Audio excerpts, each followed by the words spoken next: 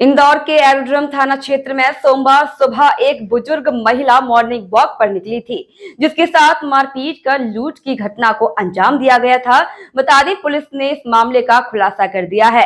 Police ने CCTV footage के आधार पर इस तरह दिखने वाले आरोपी की तलाश शुरू की, जिसमें एक लक्ष्मी नारायण नामक आरोपी के रूप में पहचान हुई है। जब पुलिस टीम उसके घर मंडीदीप पहुंची तो वह वहां पर नहीं मिला। उसके मोबाइल लोकेशन खंगाली तो सराफा क्षेत्र में आरोपी की लोकेशन मिली, जिसके आधार पर उसे धर दबोचा गया है और पूछताछ में आरोपी ने पूरी घटना को अंजाम देना स्वीकार भी किया है। फिलहाल पकड़े गए आरोपी लक्ष्मी नारायण से पुलिस ने लूटा गया सारा माल बरामद कर लिया है। करीबन 6:30 बजे पुलिस को सूचना मिली थी कि एरोड्रम थाना क्षेत्र में स्कीम नंबर 155 में एक महिला खून से लथपथ हालत में रोड के किनारे पे पड़ी हुई है। तत्काल घटनास्थल पर पहुंचकर महिला को पहले मेडिकल एड प्रोवाइड किया गया और फर्स्ट एड कराने के बाद उनको अस्पताल में भर्ती कराया गया। अस्पताल में भर्ती के दौरान डॉक्टर के द्वारा बताया गया कि महिला को क्योंकि गंभीर चोट है, सर पे भी चोट थी गहरी और उनके गाल पे भी बाईं तरफ के गहरी घाव थे जो कि शार्प ऑब्जेक्ट से थे। तो प्रथम दृष्टि ऐसा समझ में आया कि किसी ने या तो हत्या कारित करने के उद्देश्य से या लूट करने के उद्देश्य से महिला के साथ ये घटना की है। इसके उपरांत क्योंकि महिला कुछ बोल सकती, सबसे इंपॉर्टेंट क्लू जो इस बार हमें मिला सीसीटीवी फुटेज से वो ये था कि फुटेज में जो आदमी दिख रहा था उसकी उम्र 40 से 50 साल के बीच की दिख रही थी। वो एक वेल बिल्ट आदमी दिख रहा था।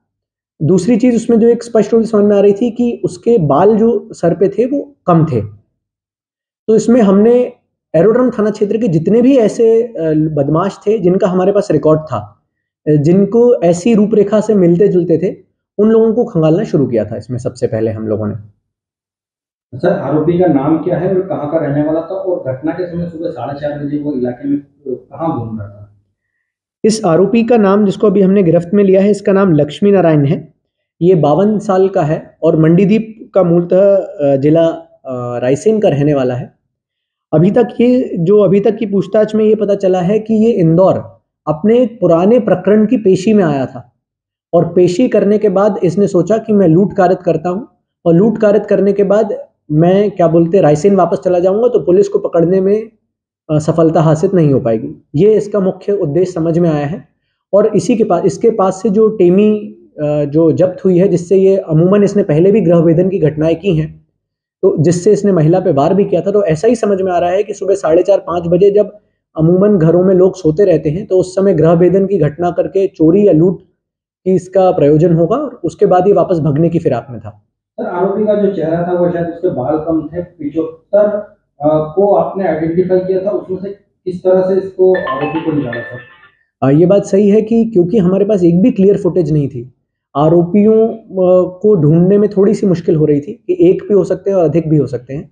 सबसे पहले हमने जो इसका एक आइडेंटिफिकेशन फीचर था कि बाल कम है, उसके अनुसार हमने एरोड्रम थाना क्षेत्र के जितने भी पुराने संदेही थे 5 साल के, उनको खंगाला। उसमें करीबन 75 से अधिक हमारे पास लोग ऐसे आए थे जिनके हेयर लाइन कम थी। उसमें से हमने फिर इस तरह की घटनाएं करने वालों और उम्र के हिसाब से उनको कैटेगराइज किया। तो उसमें हमारे पास 14-15 लोग आए थे। उन फोटोज को हमने फिर सर्कुलेट करना शुरू किया, जिससे मल्हारगंज थाना क्षेत्र में जरायम का जब अवलोकन किया गया तो उसमें उस आरोपी की एक फोटो मिली। उसमें पता चला कि मल्हारगंज थाना क्षेत्र में गृहभेदन की एक घटना में एक आदमी आरोपी बनाया गया है और उसका एक रिश्तेदार सदर बाजार में रहता है। जब रिश्तेदार के बारे में पता करने का प्रयास किया गया तो उसके माध्यम से हमें कुछ नंबर्स मिले। उन नंबर्स का हमने टेक्निकल डेटा निकाला, उनके मूवमेंट को ट्रैक किया और उसके बाद फिर हमने आरोपी को गिरफ्तार किया।